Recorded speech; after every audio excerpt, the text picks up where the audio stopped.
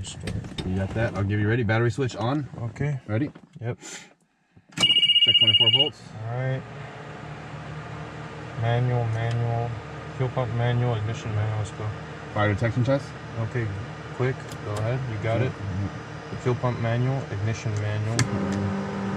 Starter engage. Good, huh? Yeah. Ignition annunciator. Okay. Eliminated. And Prop air is clear. you got it. Fuel flow, oil pressure, ITT, and NG check.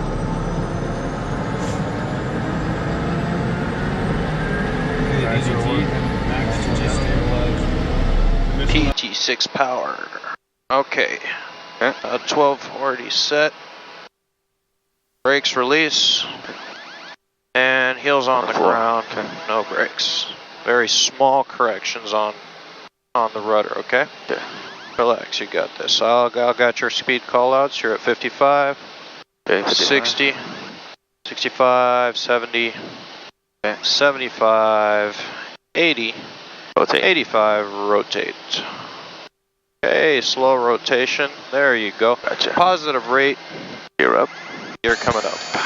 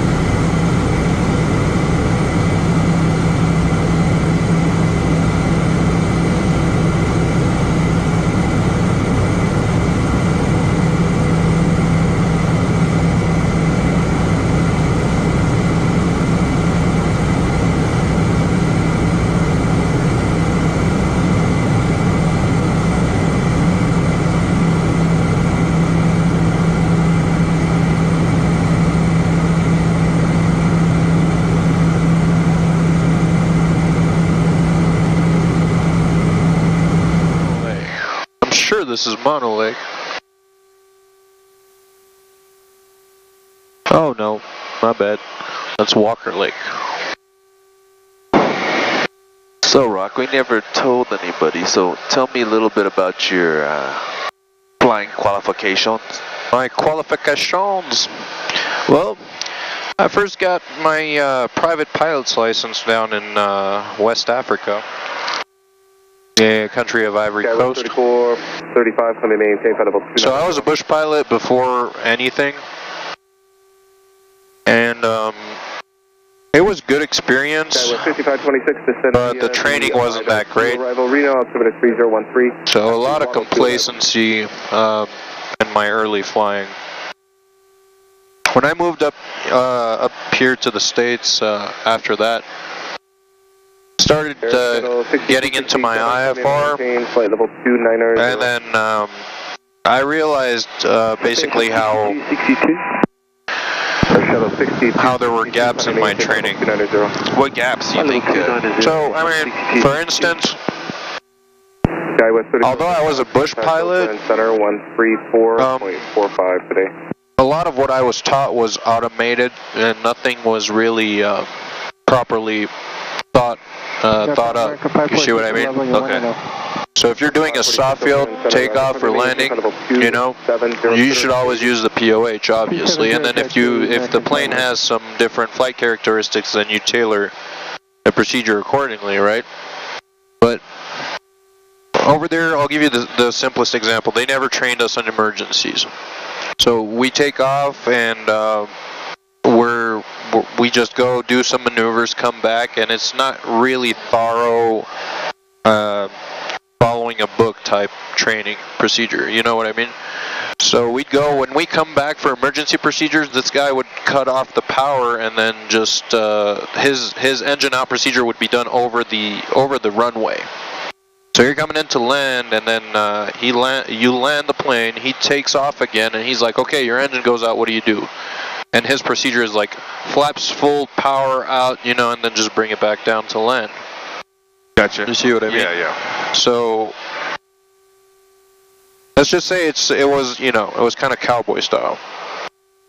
So I came out here, I got my IFR on a foreign license validation. Okay. And I'm a U.S. citizen, so, you know, it wasn't complicated to get it. And basically... Pause on that real quick. What? We have traffic. He's 400 below, heading away. He's probably moving faster, so... He's like 12 miles out. Yeah, but it's creeping. Air Shuttle 6262, All right, go ahead. Oakland Center 132.05. Alright, don't worry about him. Oakland Center 132.05. So then you had your... So I got my IFR on a foreign validation of private license. And then basically my flight review expired for Africa. Yeah. I wasn't going to pay for a ticket, go out there, get a flight review so my validation would be valid. So I decided to redo my private after doing my IFR. Redo it. Yeah. Here. Well, yeah, I did a US private. And I basically learned that, you know, I basically understood that everything I learned in Africa was bad, you know, bad habits, you know, for instance, I wasn't taught to sump the plane after like 30 hours or so, you know, some crazy stuff like that. Pre-flighting without a checklist, you know, not really using the checklist in the critical But we still see profiles. some pilots do that.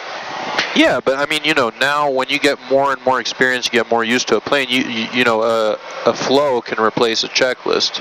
You see what I mean?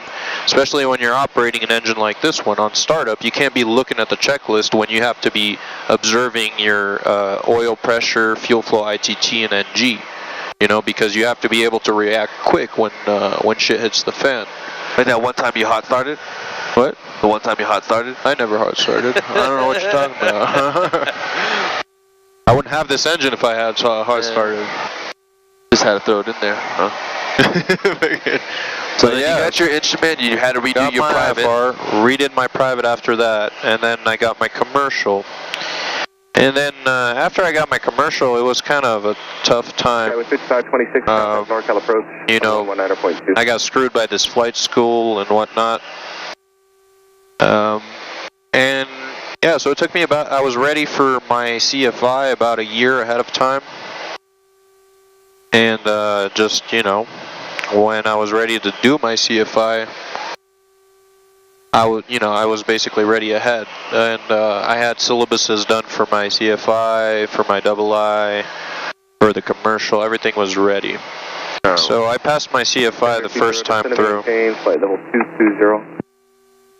280 for 220, extender 20. Memory card error on this side. What? Memory card error on that side. So turn yours on. 546. November 907, Mike Victor, change my frequency 127, correction 128.8. Okay, record. 28.8, Yep. so Mike Victor. No. Okay. Okay. So talk to me about your commercial. Yeah, commercial was pretty, you know, straightforward. It's like a deeper private. All the knowledge that you had on private, pretty much the same, just a little bit deeper. 12795, extender 20. And yeah, just maneuvers, you know, are thrown in there. They're pretty straightforward, nothing too fancy. 8s on pylons, lazy 8s, chandelles. So yeah, we should probably go 3-3. Runway 3-3, 3-3. yeah. So yeah, got my CFI, started working at John Wayne Airport, high traffic environment, a lot of wake turbulence avoidance, and it was good, really good experience, you know, back-to-back students and stuff. And That's the way you built your hours pretty good. I mean, a quick build. Yeah, over there I was building pretty quick. I had like 4 to 5 students a day, so you know, I was maybe flying 6 hours a day, 5-6 hours a day. And it was a high-paced environment, you know. How many hours did you build there? Probably like 500, something like that. Wow. Let's call this guy, see what he wants us to do. Pretty good.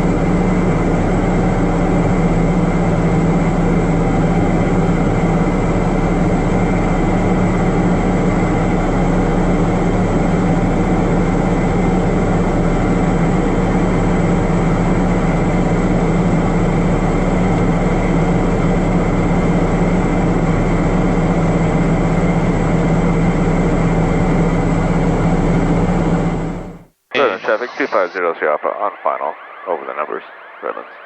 Well, I mean, yeah, you could say that. Okay, hold This is my it. plane. Hold it. Redlands Airport, automated advisory. Wind 180 at 4, altimeter 3001. Alright, dump the flaps. For runway, Dump the listen flaps. for traffic. She'll fly right by.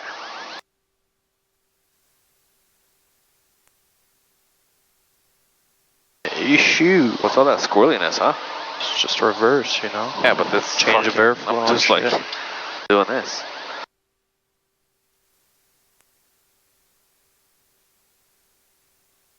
And 00 Alpha is off 26 at Alpha 3. Yeah, baby. Pretty good. That was some shit. Okay, fuel pumps auto, ignition on. Just 3,000. Out. And pulse lights, no, taxi lights. Okay, ECS off, bleed air out. Master autopilot off and standby instruments off. Alright, you want to shut avionics off now or no? I mean, might as well shut off the AC first. That takes a lot. No, but it's right now it's on generator now. Okay. Yeah, we're good. We'll let it charge a little bit.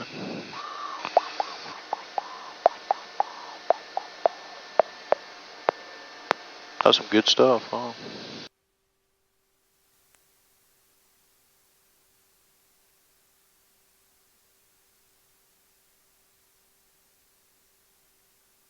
Alright, signing off. Okay.